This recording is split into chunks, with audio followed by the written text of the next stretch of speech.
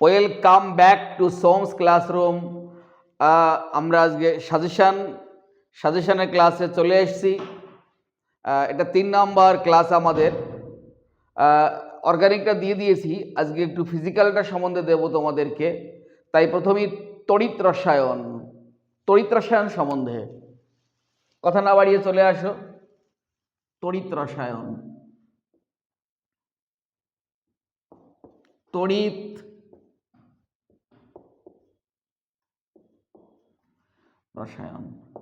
তিনটে ভাগ।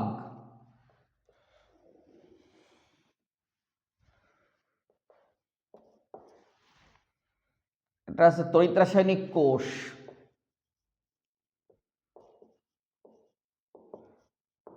তড়িৎ রাসায়নিক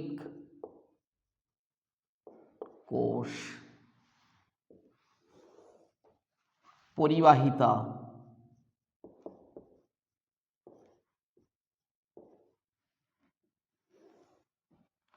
আর হলো তড়িৎ বিশ্লেষণ।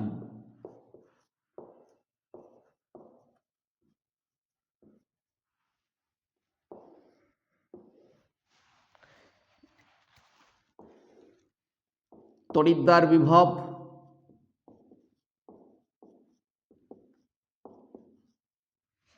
কাকে বলে?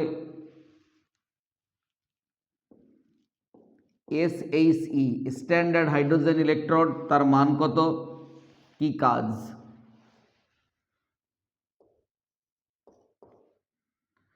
তড়িৎদ্বার বিভব বলতে আমরা বিজারণ বিভবকে বুঝতে পারবো। XYZ বা ABC এর তড়িৎদ্বার বিভব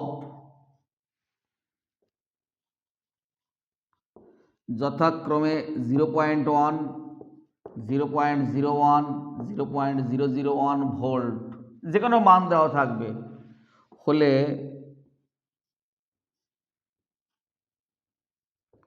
জারণ ধর্মের বিজারণ ধর্মের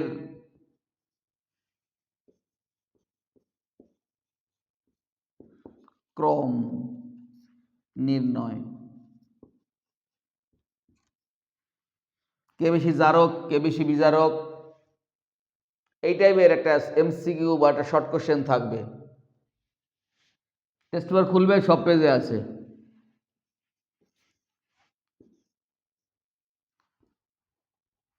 গ্যালভানিক সেল বা ড্যানিয়েল সেল, গ্যালভানিক সেল বা ড্যানিয়েল সেল, তার হাফ সেল রিয়াকশন,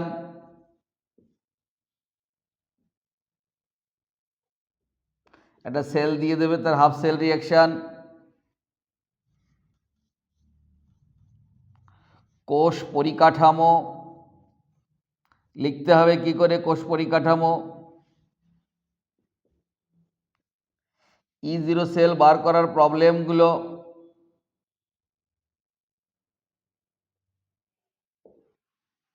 নার্নস্ট ইকুয়েশন,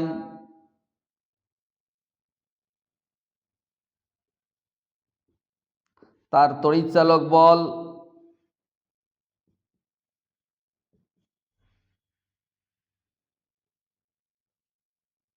নির্ণয়ের অঙ্ক,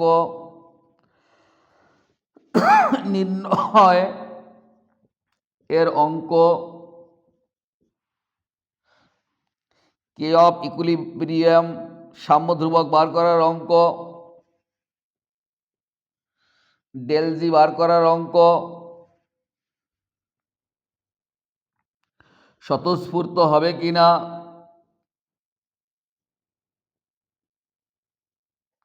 হবে কি না, ডেল জি যদি শূন্য হয় তাহলে সাম্য অবস্থায় আছে, ডেল জি যদি মাইনাস হয় তাহলে স্বতঃস্ফূর্ত। লোহার পাত্রে কপারকে রাখা যাবে কি না, তড়িৎ রাসায়নিক শ্রেণীটা পড়বে তোমরা, সেখান থেকে বোঝা যাবে কে জারিত হবে কে বিজারিত হবে, এই সব জিনিসপত্রগুলো। ওরা একটা সেল লিখে দিল, সেল পরিকাঠামো, যেমন এটাই মেইন কথাটা, Zn zinc sulphate on molar aqueous, এটা হচ্ছে সল্ট ব্রিজ। সল্ট ব্রিজের কাজ কি? কপার সালফেট, কপার, এটা ক্যাথোড, এটা অ্যানোড। ক্যাথোড অ্যানোড, এটা অ্যানোড, এটা ক্যাথোড। অ্যানোড বাম দিকে, ক্যাথোড ডান দিকে। অ্যানোডে জারণ হয়েছে Zn থেকে Zn প্লাস প্লাস, ক্যাথোডে বিজারণ হয়েছে Cu প্লাস প্লাস থেকে Cu। এটা হচ্ছে কোষ পরিকাঠামো। এটা দিলেই বোঝা যাবে কে জারিত হয়েছে, কে বিজারিত হয়েছে। ড্যানিয়েল সেলটা এভাবে করে নেবে, জারণ বিক্রিয়া, বিজারণ বিক্রিয়া, জারণ অর্ধ বিক্রিয়া, বিজারণ অর্ধ বিক্রিয়া। এখান থেকে একটা problem, E0 cell equal to ox plus red. এবার আসলাম পরিবাহিতা। পরিবাহিতা, পরিবাহিতা প্রত্যেকটার ডেফিনেশন, ম্যাথমেটিক্যাল রূপ এবং একক সংজ্ঞা। কাদের কাদের পরিবাহিতা? আপেক্ষিক পরিবাহিতা,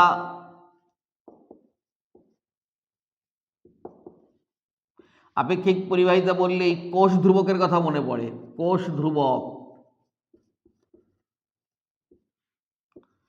তুল্যাঙ্ক পরিবাহিতা,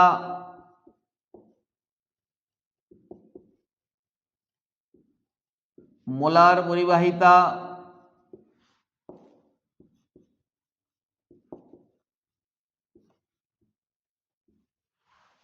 পরিবাহিতা সংজ্ঞা।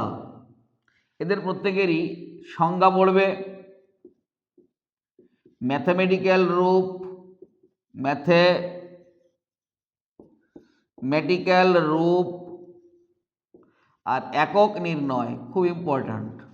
আচ্ছা, এবার আপেক্ষিক পরিবাহিতার সাথে সম্পর্ক। আপেক্ষিক পরিবাহিতার সাথে তুল্যাঙ্ক পরিবাহিতা, মোলার পরিবাহিতার মধ্যে সম্পর্ক। মোলার পরিবাহিতা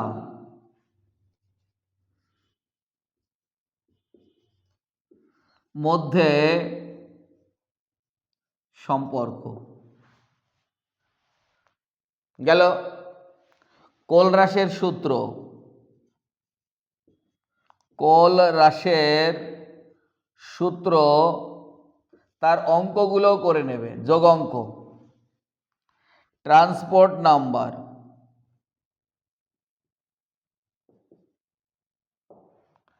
alpha equal to lambda 0 by lambda. আর এখান থেকে লঘুতার সাথে পরিবাহিতার সম্পর্ক,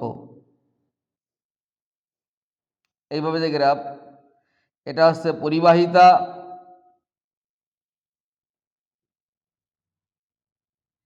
আর এটা হচ্ছে মোলার গাঢ়ত্ব মানে লঘুতা। এই তো এই ম্যাথমেটিক্যাল রূপের মধ্যে প্রবলেমগুলো ঢুকে যাবে। এখান থেকে প্রবলেমও আছে, 5 ইয়ার্সের যে প্রবলেম আছে, এনাফ এনাফ। এইটুকুন জায়গা, হা বেশি বড় করবে না, যত বেশি বড় করবে তত বন্ধ করতে মুশকিল। হা হা হা বন্ধ হলো না। মনে রাখবে, শেষের সাথে শুরুর সম্পর্কটা নাকি বলা হয় স্বাচ্ছন্দ্যতা। এমন কিছু করবে না তোমার স্বাচ্ছন্দ্যতা হারিয়ে যায়, করবে না। এবার তড়িৎ বিশ্লেষণ, এখান থেকে কুলম্ব ফ্যারাডে সম্পর্ক, আর 1 গ্রাম তুল্যাঙ্ক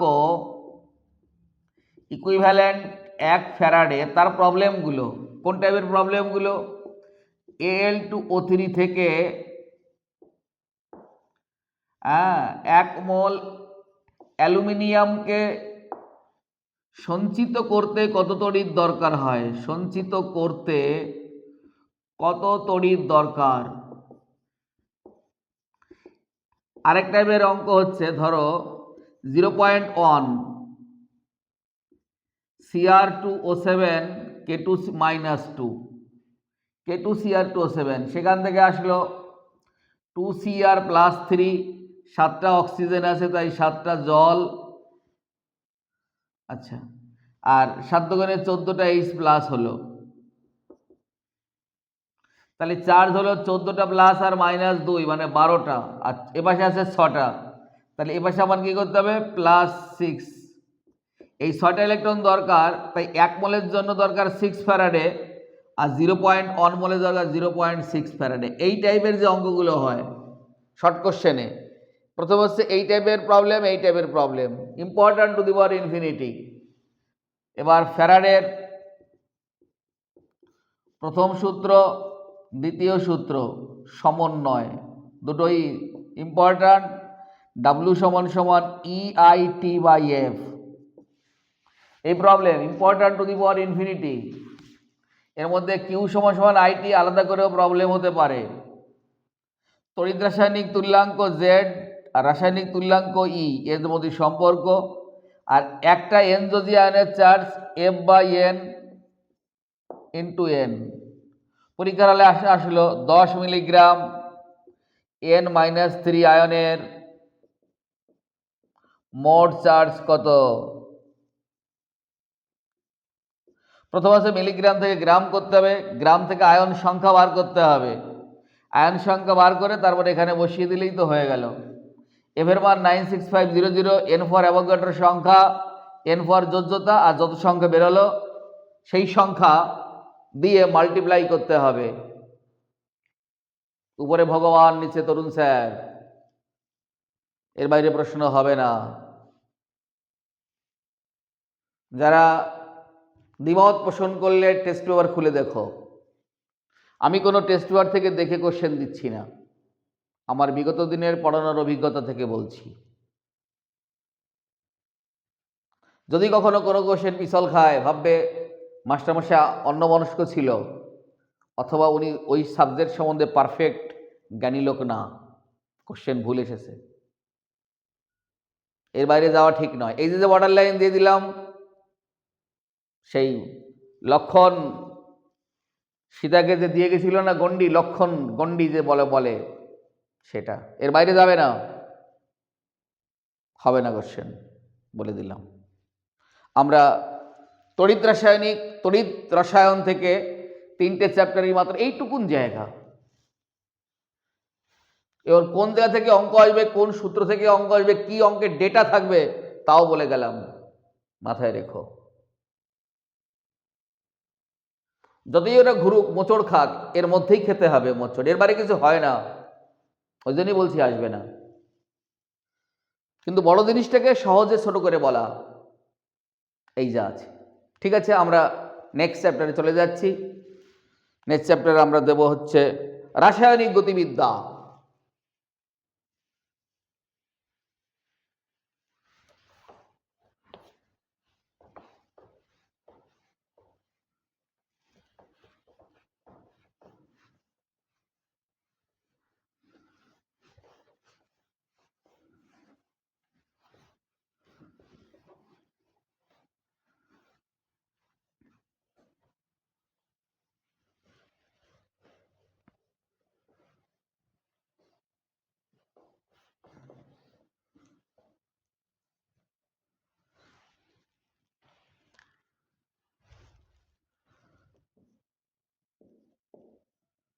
রাসায়নিক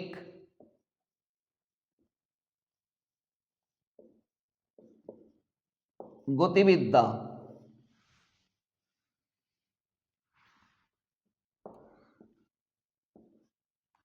ক্রম আণবিকতার পার্থক্য।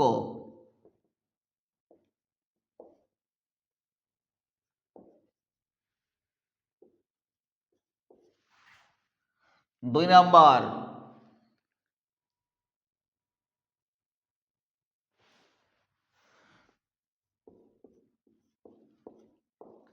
এই ধরনের প্রশ্ন দিয়ে বলল এ এর অন্তরিত হওয়ার হার কত?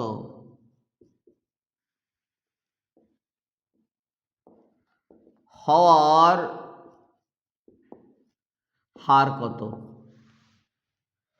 এটা এমসিকিউতে ছোট প্রশ্ন, অথবা একটা রিঅ্যাকশন দিয়ে বলল ক্রম কত, ক্রম কত?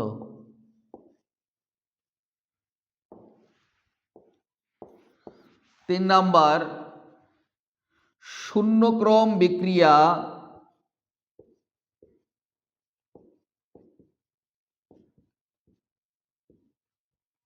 ভগ্নাংশক্রম বিক্রিয়ার উদাহরণ।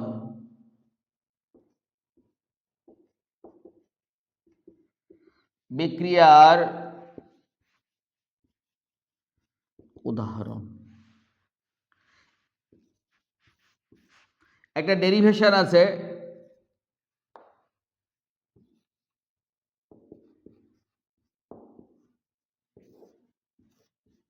শূন্যক্রম প্রথম ক্রম। ম্যাথমেটিক্যাল রূপ নির্ণয় করো, সেখান থেকে অর্ধজীবনকাল বার করবে। প্রথম ক্রম বিক্রিয়া কখনোই শেষ হয় না, কেন বার করবে? একক বার করবে প্রত্যেকটার। আর 5 আর সমান সমান k into C to the power n, এখান থেকে এক ধরনের অঙ্ক আছে, ক্রম বার করো। একক দিয়ে দেবে, হার ধ্রুবকের একক ওরা দিয়ে দেবে, ক্রম বার করো। এই টাইপের প্রবলেম থাকতে পারে। আর এখান থেকে তো এই টাইপের প্রবলেম কে কার উপর নির্ভর করে না, সময়ের উপর নির্ভর করে কি করে না, তার জন্য দু একটা গ্রাফ যে বইতে আঁকা আছে বা ইয়ারে এসেছে ওই গ্রাফগুলো একটু দেখে নেবে জাস্ট, এছাড়া আর কিছুই নয়। আর ডেরিভেশন, একটা ডেরিভেশন আসলে বেঁচে গেলে এখান থেকে এই প্রবলেমের অঙ্ক থাকবে, এটা একটু ভালো করে করবে।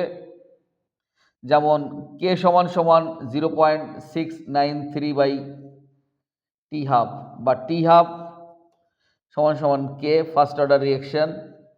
আর এই ফর্মুলার অঙ্ক টি সমান সমান 2.303 k log a by a minus x, যে কোনো একটা দিয়ে দেবে, বার করতে দেবে, অথবা কখনো কে বার করে দ্বিতীয় সমীকরণে আবার পুট করলে টি বেরিয়ে যাবে। আর এটা যে ফার্স্ট অর্ডার রিঅ্যাকশন, দেখবে এরকম একটা মান দিয়ে দেবে, এরকম মান। এখানে K M N O four, এর এম এল এ ভলিউম আছে, সময় সেকেন্ডে আছে। আচ্ছা, কে এম এল ভলিউম যখন 0, টাইম যখন 0 বাড়ছে, এটা 2, এটা 5, এটা 4, এটা 6, ধীরে ধীরে বাড়ছে। বললো দেখাও যে এটা first order reaction, K1 K2 K3 যাই বার করুক,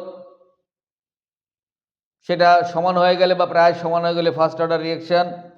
অথবা এরকম মান দিয়ে দিল H2O2 আয়তন সময়, হ্যাঁ, এটা সময়ের সঙ্গে সঙ্গে কেএমএন/4 বাড়ছিল, এটা হয়তো কমে গেল, দেখা গেল সময়ের সঙ্গে সময় যখন 0 সেকেন্ড তখন এটা ছিল 40, 5 সেকেন্ড এটা 35, 10 সেকেন্ড এটা 30, এরকম উল্টো জিনিস দেখবে। এই টাইপের প্রবলেমের বাইরে হবে না এখানে। তারপরে নিচের থেকে এখানে যদি আসো তুমি, তাহলে ছদ্মবেশী একানবিক বিক্রিয়া, ছদ্মবেশী পড়বে, সক্রিয়ণ শক্তি ভালো করে পড়বে। আচ্ছা, এখান থেকে ওই অনুঘটকের সাথে সক্রিয়ণ শক্তিকের ব্যবহার কমে গেল বা বেড়ে গেল, সেই জায়গাগুলো ভালো করে দেখবে। অনুঘটক, সক্রিয়ণ কমপ্লেক্স। এবার আরহেনিয়াসের রাসায়নিক বিক্রিয়ার হার কি কি বিষয়ের উপর নির্ভর করে? রাসায়নিক বিক্রিয়ার হার কি কি বিষয়ের উপর নির্ভর করে? তার মধ্যে একটা হচ্ছে উষ্ণতা, এই যে আরহেনিয়াসের সমীকরণ আছে যে কে সমান সমান A into e to the power minus E a by R T, এটাকে ডেরিভেশন করলে যেটা আসবে সেই log K two by K one সমান সমান 2.303 বাই আর আর বা একটা কিছু সমান সমান টি ওয়ান টি টু, এরকম একটা ডেরিভেশন আসে না, এখানে বোধহয় একটু হসপস হয়েছে। এই ফর্মুলাটা কি করে আসলো এবং তার প্রবলেম। 5 ইয়ার্স অলওয়েজ, এই কটা আছে টপিকস, জায়গা আছে, এছাড়া 5 years log K two by K one, এইগুলো করলেই এটা চলে আসে ডেরিভেশনটা। এর সঙ্গে গ্রাফও আছে, যেরকম গ্রাফও বেরিয়ে যাবে। এছাড়া তো আর কি, এইটুকু তো রাসায়নিক গতিবিদ্যা। আর হসপস পড়তে হলে আর অনেক পড়তে হবে, দরকার নেই, তাহলে সমস্যা বাড়বে অথবা থাকবে কোশ্চেনটায়। টেনশন কিসের তোমার, তুমি এর মধ্যে লিখে আসতে পারবে 5 নাম্বার, এবং শেষের যে পাস থাকে সেই পাশে এই প্রশ্ন থাকবে। ঠিক আছে, এবার কোঅর্ডিনেশন কেমিস্ট্রি, সবর্গীয় রসায়ন বলবো।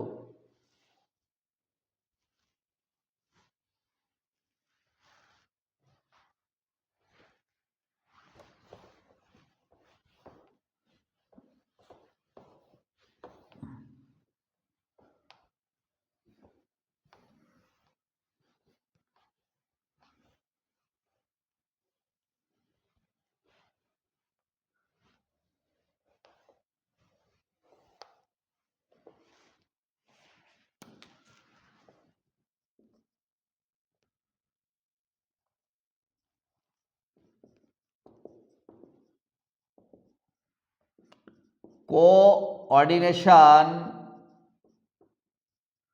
কেমিস্ট্রি, সবর্গীয় রসায়ন চ্যাপ্টার থেকে তো একটাই মাত্র প্রশ্ন, 3টে ক্যাটাগরি নামকরণ আছে। একটা পজিটিভ K4 FeCN6, একটা নেগেটিভস কোবাল্ট,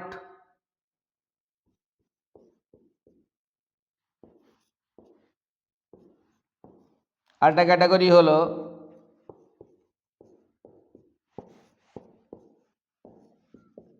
প্লাটিনাম,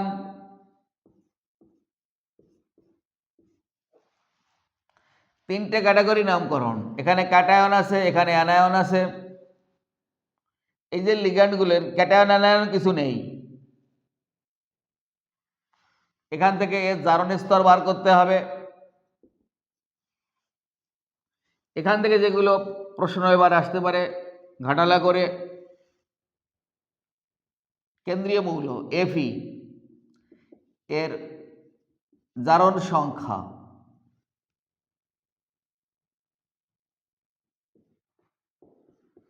সংকরায়ন,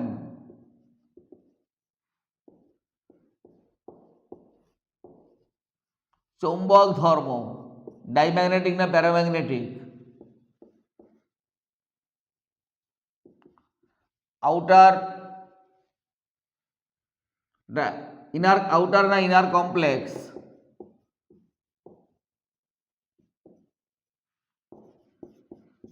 মিউ এর মান কত, তুলনা আসলো K4 Fe CN6 Fe F6, সংকরায়নের তুলনা আসতে পারে, চৌম্বক ধর্মের তুলনা আসতে পারে। এখানে ফিল্ড চেঞ্জ হয়েছে, এফ এটা হচ্ছে ফ্লুরিন, উইক ফিল্ড লিগ্যান্ড, এটা স্ট্রং ফিল্ড লিগ্যান্ড।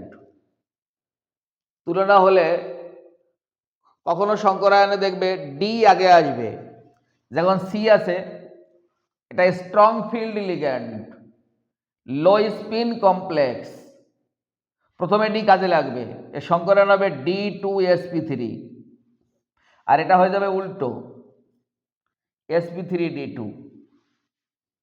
এটা weak field ligand high spin complex, এর প্রথম ডি কাজে লাগবে না, ওখানে বিজোড় ইলেকট্রন ভর্তি থাকবে। আচ্ছা, এবার বড় কোশ্চেন, তোমার যে ভারনাথ তত্ত্ব, ইএন, একসঙ্গে বলে যাই ক্রিস্টাল ফিল্ড থিওরি আর ভ্যালেন্স বন্ড থিওরি ভিভিটি, এদের পার্থক্য। আচ্ছা, তারপর যে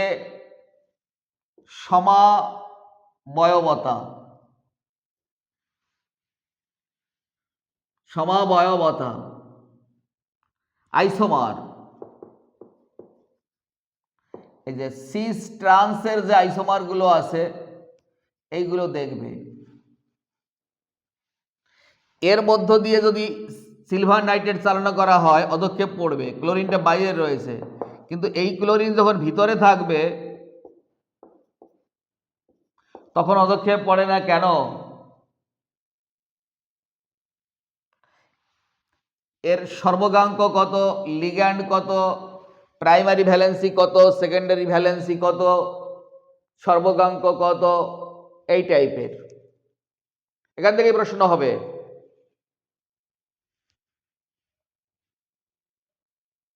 হবে, বেশি আওড়াতে যাবে না, ভয়ের কিছু নেই, ঠিক পড়বে, সঠিকভাবে পড়বে। উপরে ভগবান, নিচে তরুণ স্যার, এর বাইরে হয় না কিছু। সবাই ভালো থাকো, ভালো করে পরীক্ষা দাও, কনফিডেন্টলি পড়ো, কাজ হবে।